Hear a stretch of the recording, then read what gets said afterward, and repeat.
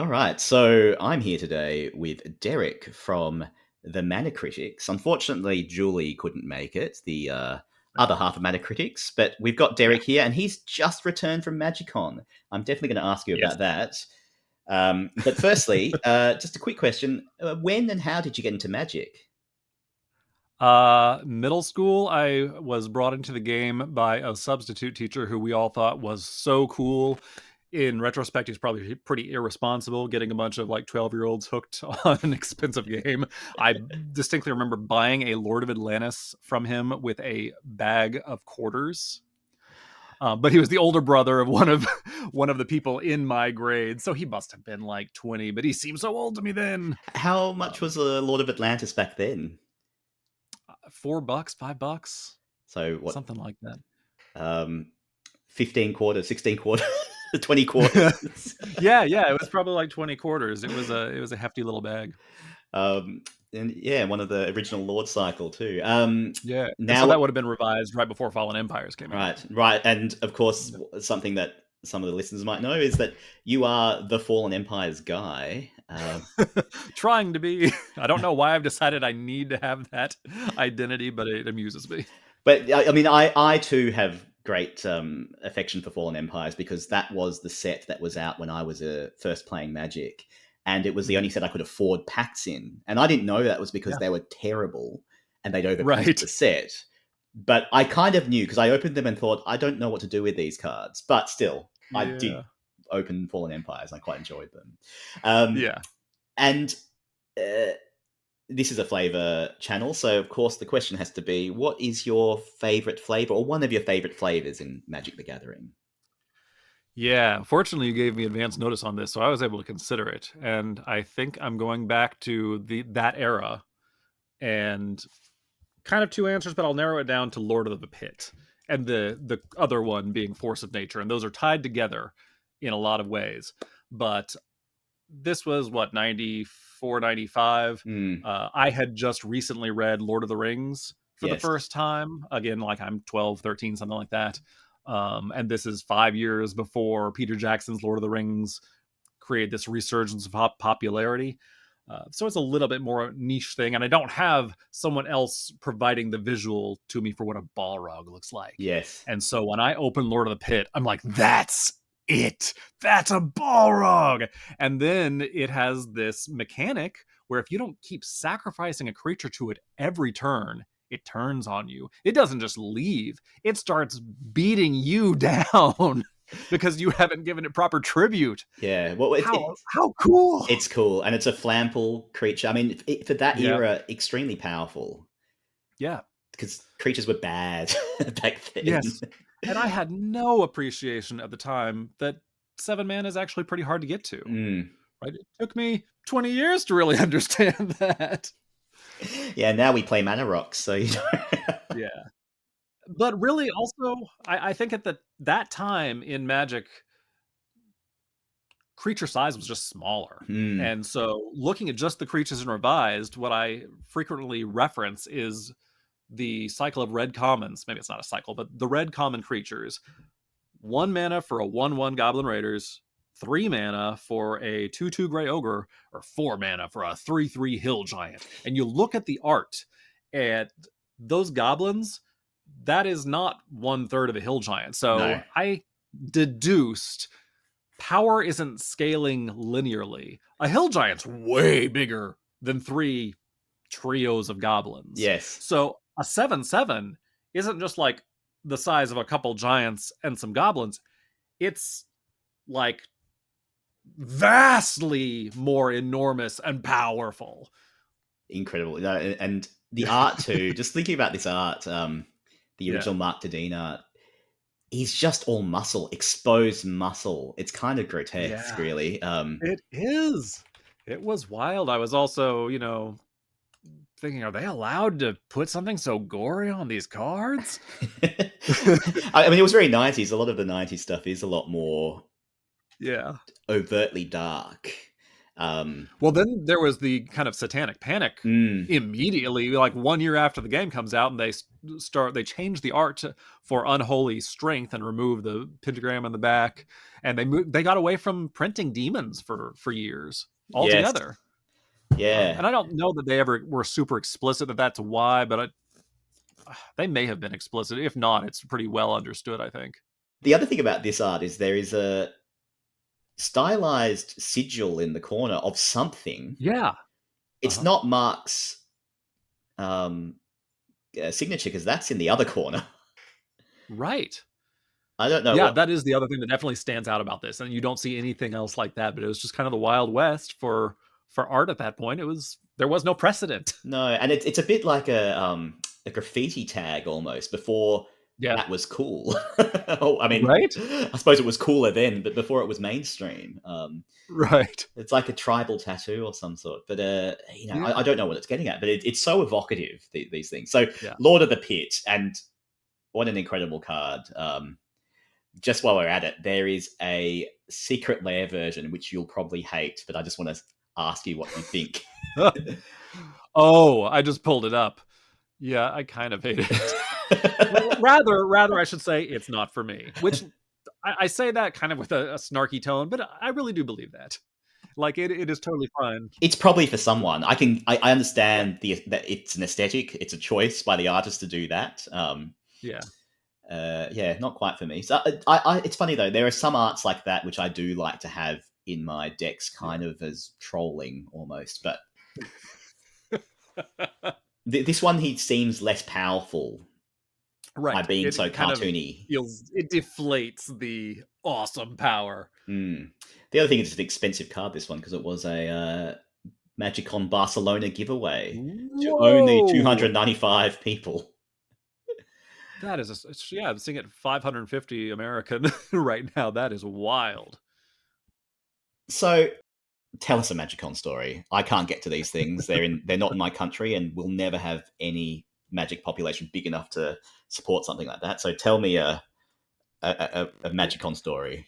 Well, hopefully you're wrong about that. But the most remarkable thing, I think, that occurred this time, because there were a fair number of remarkable things, but on the second day, I was in full cosplay. I put together a Tireless Tracker cosplay back in October for Las Vegas, and I wore it every day that time and regretted it.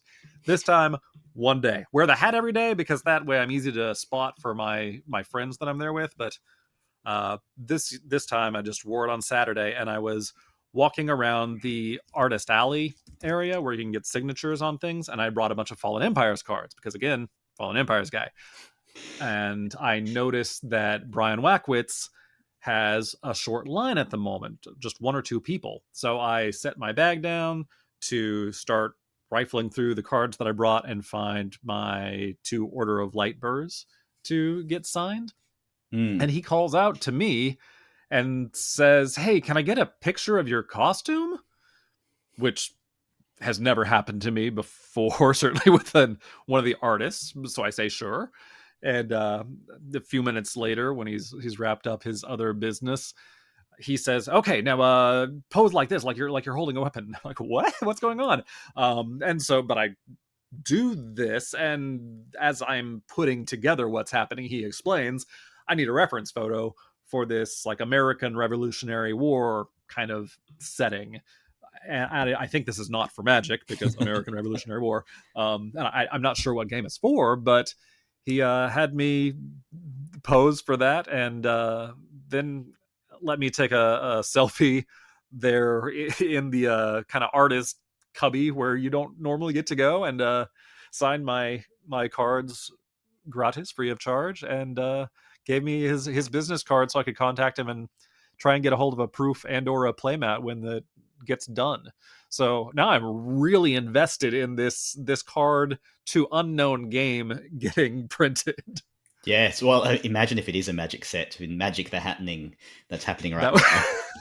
That would be wild. 4th of July, Secret Lair, American Independence Day. Oh gosh, it's probably too close to the bone right now, given what's going on. But I'm just looking at this Order of Light Birds. So the strange thing about them is, as you've gone through in great detail in your videos about Fallen Empires. They had multiple Yeah. arts for commons, and he's done 2 of them. So you got the 2 Orders of Lightburr signed by him. Right. And then there's a third one, which is a completely different art style by Randy Asplin Faith. So yeah, and much more. That was really unusual in that set. There were a couple, I think, where they had one artist do more than one. I know I was making videos about this 2 months ago, so at some point I knew the answer definitively. No, there is at least one, like Brass Claw Orcs. There's 2 by Rob Alexander. But for the most part, there are 3 or 4 arts for each common, and usually they're all by different artists.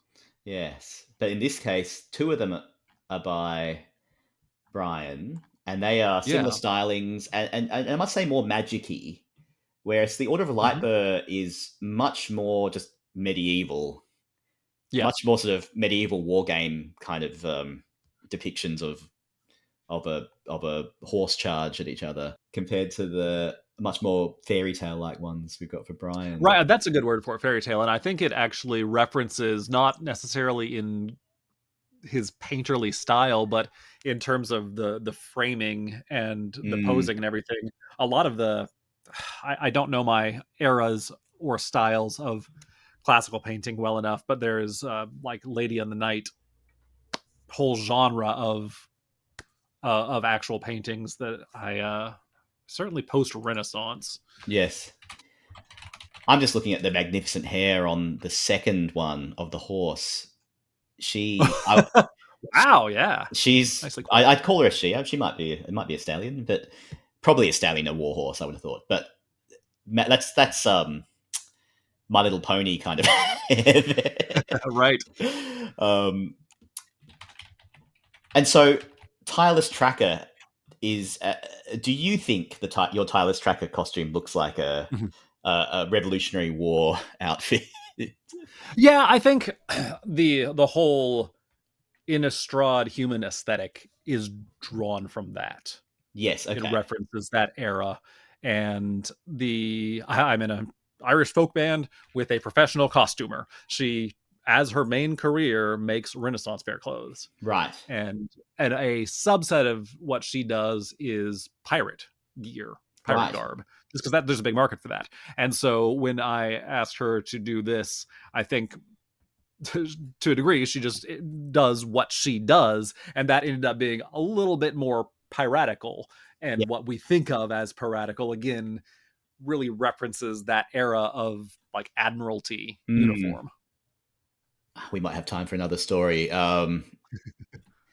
So you were telling me before I hit record about your draft, or your potentially failed and then ultimately reasonably successful draft during MagicCon in Aetherdrift. Right. So I just started a draft in black, pretty confidently in black, and I thought I was finding my second color in blue, but then that seemed to dry up real quickly, and I found a couple of green cards, and it's so easy to get tempted into green. The little 1-drop who exhausts and makes an elephant. And the Hazard of the Dunes, that worm. I think I got those 2, and then okay, I'm switching over to black green and a is it the Brood Wagon, the 2 green black vehicle that kills something, that wield. So I'm like, okay, this is what I'm doing now. But then I never saw another green card, and so I get to the end of this draft, and I'm suffering because I'm used to Arena where I can see all my picks the whole time, and I wasn't able to keep in my mind a clear picture of what my curve was looking like. Yes. So I get to the end, and I think I have like 1-drop, 1-drop, 2 2-drops, 1 3-drop, and everything else is way up higher on the curve. So I'm thinking, that's it. I am going to just 0-3 here. And it turns out, was that the one that I went 3-0? I think so. Oh, that's right. Cursed Cloth Wrapping saved me in both the Aetherdrift drafts that I did that weekend. I happened to luck into a Cursed Cloth Wrappings, and that card is just ridiculous. So if you just survive long enough, you just win the game. Yes. Because I have been playing this set like crazy. I love the draft, even if the flavor is a little questionable to me. Yeah. But the draft format's great. For one thing, green is overpowered, as it should be. I'm very happy about this. I do think it makes it does make for slower games when green is strong.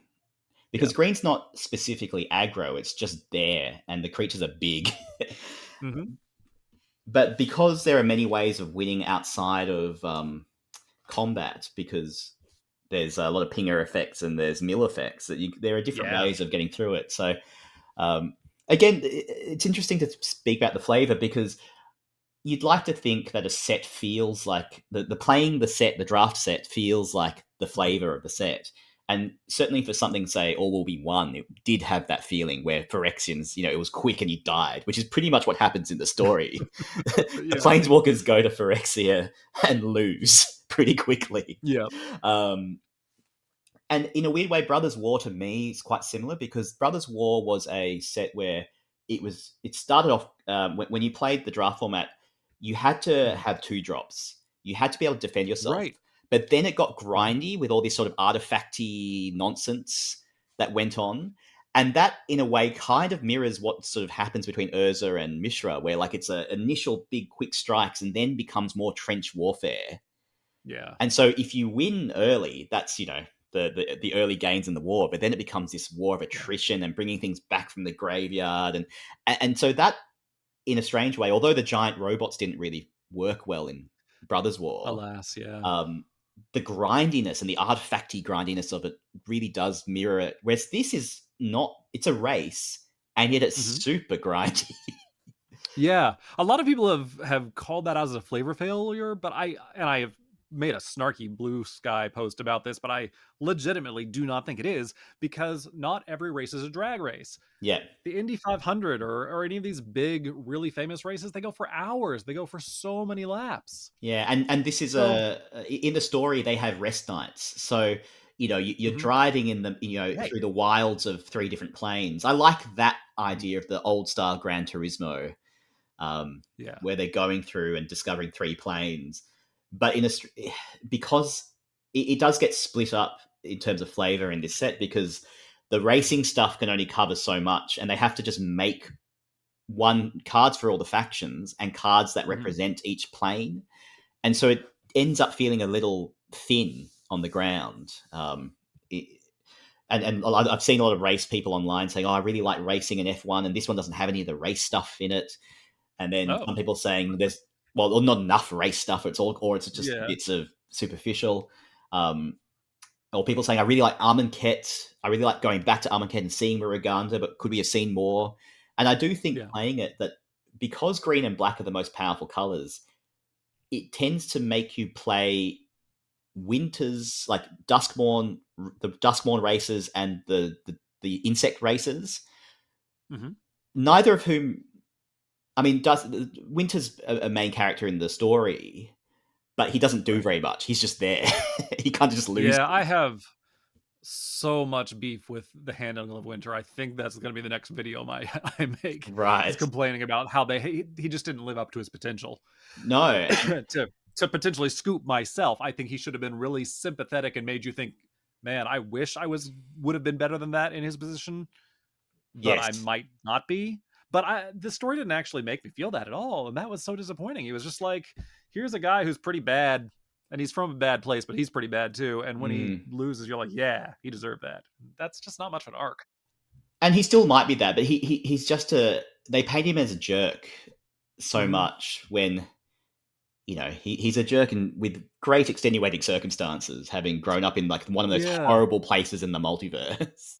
I feel like if they had leaned either way to make him more sympathetic or significantly less, it would have just paid off a lot better. But he's just kind of middle of the road, and that just seems such a wasted opportunity. Which is funny, because that's what happens in the story, isn't it? He keeps driving, everyone else crashes, and then somehow he loses anyway.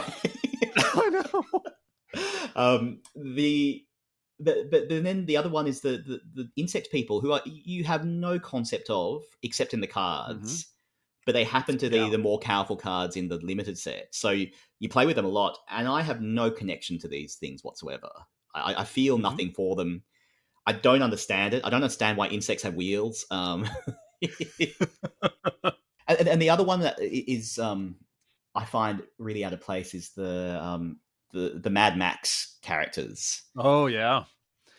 There is a secret lair that has a Lord of the Undead. I gotta find this.